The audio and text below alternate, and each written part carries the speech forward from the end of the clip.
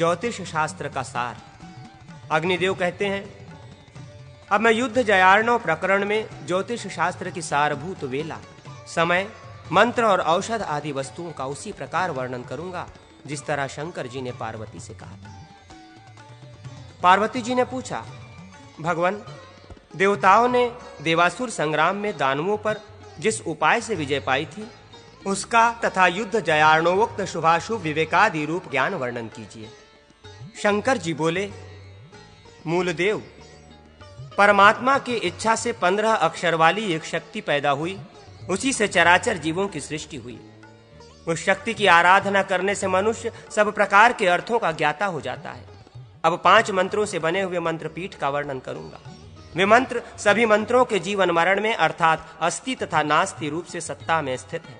ऋग्वेद, यजुर्वेद, सामवेद, अथर्ववेद, इन चारों वेदों के मंत्रों को प्रथम मंत्र कहते हैं। सदोजातादि मंत्र द्वितीय मंत्र है एवं ब्रह्म, विष्णु तथा रुद्र ये तृतीय मंत्र के स्वरूप हैं। ईश, मैं, 7 शिखा वाले अग्नि तथा इंद्रादि देवता ये चौथे मंत्र के स्वरूप हैं। अ, ई, उ, ए, ओ ये 5 स्वर पंचम मंत्र के स्वरूप हैं। इन्हीं स्वरों को मूल ब्रह्म भी कहते हैं। अब 5 स्वरों की उत्पत्ति कह रहे हैं। जिस तरह लकड़ी में व्यापक अग्नि की प्रतीति बिना जलाए नहीं होती, उसी तरह शरीर में विद्यमान शिव शक्ति की प्रतीति ज्ञान के बिना नहीं होती है। महादेवी पार्वती, पहले ओमकार स्वर से विभूषित शक्ति की उत्पत्ति हुई, तत्पश्चात बिंदु एकार रूप में परिणित हुआ, पुनः ओमकार में शब्द पैदा हुआ जिससे उकार का उद्गम हुआ। यह उकार हृदय में शब्द करता हुआ विद्यमान रहता है। अर्धचंद्र से मोक्ष मार्ग को बताने वाले इकार का प्रादुर्भाव हुआ। तदनंतर भोग तथा मोक्ष प्रदान करने वाला अव्यक्त अकार उत्पन्न हुआ। वही अकार सर्वशक्तिमान एवं प्रवृत्ति तथा निवृत्ति का बोधक है।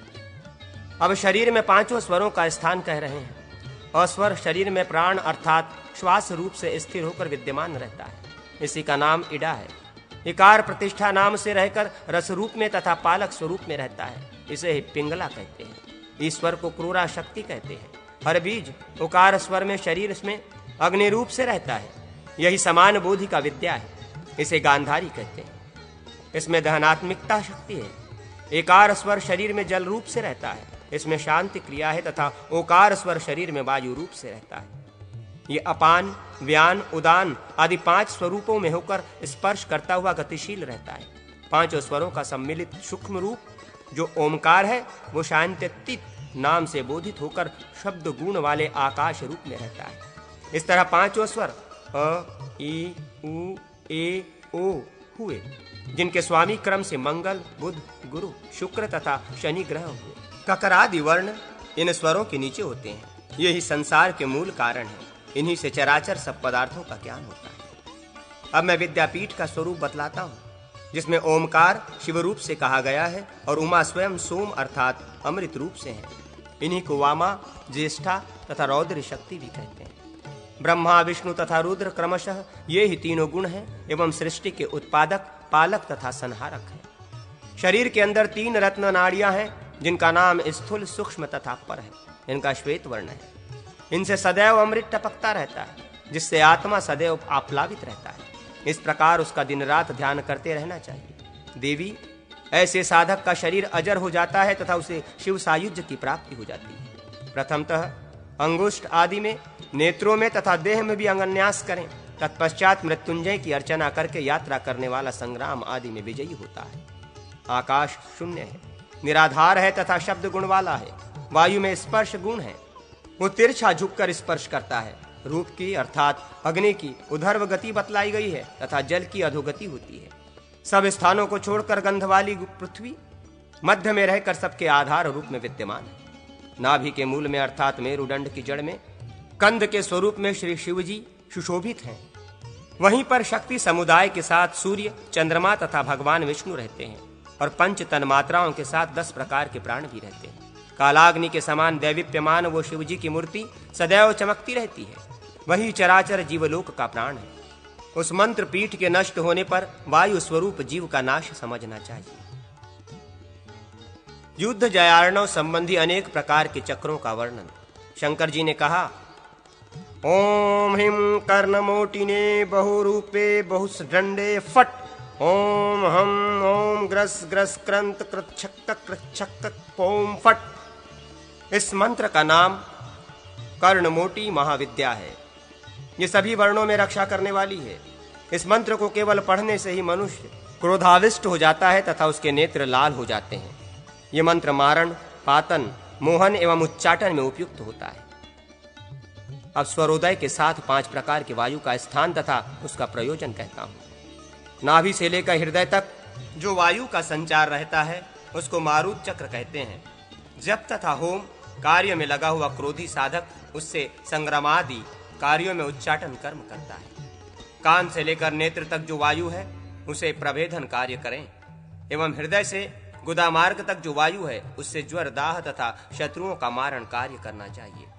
इसी वायु का नाम वायु चक्र है। हृदय से लेकर कंठ तक जो वायु है उसका नाम रस है। इसे ही रस चक्र कहते हैं। उससे शांति का प्रयोग किया जाता है तथा पौष्टिक रस के समान उसका गुण है। भौं से लेकर नासिका के अग्रभाग तक जो वायु है उसका नाम दिव्य है। उसे ही तेजस्व चक्र कहते हैं। गंध इसका गुण है तथा इससे स्तंभन और आकर्षण कार्य होता है। नासिकाग्र में मन को स्थिर करके साधक निसंदेह स्तंभन तथा किलन कर्म करता है। उपर्युक्त वायु चक्र में चंडघटा, कराली, सुमुखी, दुर्मुखी, रेवती, प्रथमा तथा घोरा इन शक्तियों का अर्चन करना चाहिए। उच्चाटन करने वाली शक्तियां तेजस चक्र में रहती हैं। सौम्या, भीषणी, देवी, जया, विजया, अजीता, अपराजिता, महाकोटि, महारौद्री, शुष्क काया, प्राणहरा ये 11 शक्तियां रस चक्र में रहती हैं। विरूपाक्षी, परा, दिव्या, 11 आकाश मातृकाएं, संहारी, जातहारी, दृष्टनला, शुष्करेवती, पिपीलका, पुष्टिहरा, महापुष्टि, प्रवर्धना, भद्रकाली, सुभद्रा, भद्रभीमा, सुभुद्रिका, स्थिरा, निष्ठुरा, दिव्या, निष्कंपा, गदिनी और रेवती ये 32 मातृकाएं कहे हुए चारों चक्रों मारुत, वायु, रस, दिव्य में 8-8 के क्रम से स्थित रहती है। सूर्य तथा चंद्रमा एक ही हैं तथा उनकी शक्तियां भी भूत भेद से एक ही हैं। जैसे भूतल पर नदी के जल के स्थान भेद से तीर्थ संज्ञा हो जाती है, शरीर के अस्थि पंजर में रहने वाला एक ही प्राण कई मंडलों चक्रों से विभक्त हो जाता है। जैसे वाम तथा दक्षिण अंग के योग से वही वायु 10 प्रकार का हो जाता है, वैसे ही वही वायु तत्व रूपी वस्त्र में छिपकर विचित्र बिंदु रूपी मुंड के द्वारा कपाल रूपी ब्रह्मांड के अमृत का पान करता है। अब पंचवर्ग के बल से जिस प्रकार युद्ध में विजय होती है उसे सुनो। अ, आ, क, च, ट, त, प, य, श ये प्रथम वर्ग कहा गया है। ई, ख, छ, ठ, थ, फ, र, श ये द्वितीय वर्ग है। क, उ, ग, ज, ड, द, ब, ल, स ये तृतीय वर्ग है। ए, घ, झ, ढ, ध, भ, व, ह ये चौथा वर्ग है। ओ, औ, अम, अह, अंग, त्यंग, ण, न, म ये पंचम वर्ग है। ये 45 अक्षर मनुष्य के अभ्युदय के लिए हैं। इन वर्गों के क्रम से बाल, कुमार, युवा, वृद्ध और मृत्यु ये 5 नाम हैं। अब तिथि, वार और नक्षत्रों के योग से काल ज्ञान का वर्णन करते हैं। आत्मपीड़, शोषक, उदासीन ये 3 प्रकार के काल होते हैं। मंगलवार को प्रतिपदा तिथि तथा कृतिका नक्षत्र हो तो वे प्राणी के लिए लाभदायक होते हैं। मंगलवार को षष्ठी तिथि तथा मघा नक्षत्र हो तो पीड़ाकारक होते हैं। मंगलवार को एकादशी तिथि और आद्रा नक्षत्र हो तो वे मृत्युदायक होते हैं। बुधवार द्वितीया तिथि तथा मघा नक्षत्र का योग एवं बुधवार सप्तमी तिथि और आद्रा नक्षत्र का योग लाभदायक होते हैं। बुधवार और भरणी नक्षत्र का योग हानिकारक होता है। इसी प्रकार बुधवार तथा श्रवण नक्षत्र के योग में काल योग होता है। बृहस्पतिवार तृतीया तिथि और पूर्वा फाल्गुनी नक्षत्र का योग लाभकारक होता है।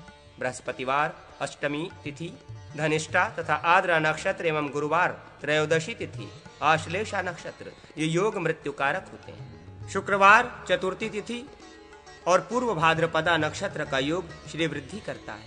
शुक्रवार नवमी तिथि और पूर्वाषाढ़ा नक्षत्र ये योग दुखाप्रद होता है। शुक्रवार द्वितीया तिथि और भरणी नक्षत्र का योग यमदंड के समान हानिकारक होता है। शनिवार पंचमी तिथि और कृतिका नक्षत्र का योग लाभ के लिए कहा गया है। शनिवार दशमी तिथि और आश्लेषा नक्षत्र का योग पीड़ाकारक होता है। शनिवार पूर्णिमा तिथि और मघा नक्षत्र का योग मृत्युकारक कहा गया है। अब दिशा तिथि दिन के योग से हानि लाभ कहते हैं। पूर्व, उत्तर, अग्नि, नैऋत्य, दक्षिण, वायव्य, पश्चिम, ईशान्य, ये इनमें से एक दूसरे को देखते हैं। प्रतिपदा तथा नवमी आदि तिथियों में मेषादि राशियों के साथ ही रवि आदि वार को भी मिलाएं। ये योग कार्य सिद्धि के लिए होता है। जैसे पूर्व दिशा प्रतिपदा तिथि, मेघ लग्न रविवार, ये योग पूर्व दिशा के लिए युद्ध आदि कार्यों में सिद्धिदायक होता है। ऐसे और भी समझने चाहिए। मेष से 4 राशियां अर्थात मेष, वृष, मिथुन, कर्क एवं कुंभ ये लग्न पूर्ण विजय के लिए होते हैं। शेष राशियां मृत्यु के लिए होती हैं। सूर्यादि ग्रह तथा रिक्ता, पूर्णा आदि तिथियों का इसी तरह क्रमशः न्यास करना चाहिए, जैसा कि पहले दिशाओं के साथ कहा गया। सूर्य के संबंध में युद्ध में कोई उत्तम फल नहीं होता। सोम का संबंध संधि के लिए होता है। मंगल के संबंध से कलह होता है। बुध के संबंध से संग्राम करने से अभिष्ट साधन की प्राप्ति होती है। गुरु के संबंध से विजय लाभ होता है। शुक्र के संबंध से अभिष्ट सिद्ध होता है एवं शनि के संबंध से युद्ध में पराजय होती है। पिंगला पक्षी चक्र से शुभाशुभ कहते हैं। एक पक्षी का आकार लिखकर उसके मुख, नेत्र, ललाट, सिर, हस्ती, कुक्षी, चरण तथा पंख में सूर्य के नक्षत्र से 3-3 नक्षत्र लिखें। पैर वाले 3 नक्षत्रों में रण करने से मृत्यु होती है तथा पंख वाले 3 नक्षत्रों में धन का नाश होता है। मुख वाले 3 नक्षत्रों में पीड़ा होती है और सिर वाले 3 नक्षत्रों में कार्य का नाश होता है। कुक्षी वाले 3 नक्षत्रों में रण करने से उत्तम फल होता है। अब राहु चक्र कहते हैं। पूर्व से नैऋत्य कोण तक, नैऋत्य कोण से उत्तर दिशा तक, उत्तर दिशा से अग्नि कोण तक, अग्नि कोण से पश्चिम तक, पश्चिम से ईशान तक, ईशान से दक्षिण तक, दक्षिण से वायव्य कोण तक, वायव्य कोण से उत्तर तक 4-4 दंड तक राहु का भ्रमण होता है। राहु को पृष्ठ की ओर रखकर रण करना विजयप्रद होता है तथा राहु के सम्मुख रहने से मृत्यु हो जाती है। प्रिय, मैं तुमसे अब तिथि राहु का वर्णन करता हूं। पूर्णिमा के बाद कृष्ण पक्ष की प्रतिपदा से अग्निकोण से लेकर ईशान कोण तक अर्थात कृष्ण पक्ष की अष्टमी तिथि तक राहु पूर्व दिशा में रहता है। उसमें युद्ध करने से जय होती है। इसी तरह ईशान से अग्निकोण तक और नैऋत्य कोण से वायव्य कोण तक राहु का भ्रमण होता रहता है। मेषादि राशियों को पूर्वादि दिशाओं में रखना चाहिए। इस तरह रखने पर मेष, सिंह, धनु राशियां पूर्व में, वृष, कन्या, मकर ये दक्षिण में, मिथुन, तुला, कुंभ ये पश्चिम में, कर्क, वृश्चिक, मीन ये उत्तर में हो जाती है। सूर्य की राशि से सूर्य की दिशा जानकर सम्मुख सूर्य में रण करना मृत्यु कारक होता है। भद्रा की तिथि का निर्णय बताते हैं। कृष्ण पक्ष में तृतीया, सप्तमी, दशमी तथा चतुर्दशी को भद्रा होती है। शुक्ल पक्ष में चतुर्थी, एकादशी, अष्टमी और पूर्णिमा को भद्रा होती है। भद्रा का निवास अग्निकोण से वायव्य कोण तक रहता है। अ, क, च, ट, त, प, य, श ये 8 वर्ग होते हैं, जिनके स्वामी क्रम से सूर्य, चंद्रमा, मंगल, बुध, बृहस्पति, शुक्र, शनि, राहु ग्रह होते हैं।